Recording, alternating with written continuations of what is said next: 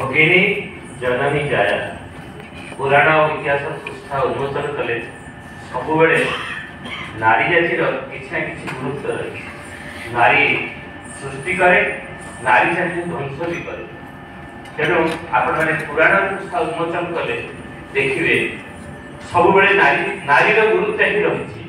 जेकोसी विषय वस्तु आसी नारी भूमिका अधिक गुरुत्वपूर्ण। आमर चंडीपाठ अच्छी जा देवी सर्वभूतेषु मातृरूपेण संस्थिता नमस्तस्यै नमस्तस्यै नमस्तस्यै नमो नमः। तेणु आपण मैंने अनुभव करतु प्रत्येक क्षेत्र में नारीर सब पराकाष्ठा रही। नारी चाहिए पृथ्वी की सृष्टि कर, नारी चाहिए पृथ्वी ध्वंस कर। जेकोसी इतिहास पृष्ठा उन्मोचन करतु नारीर सब पराकाष्ठा रही। नारी जहाँ चाहिए।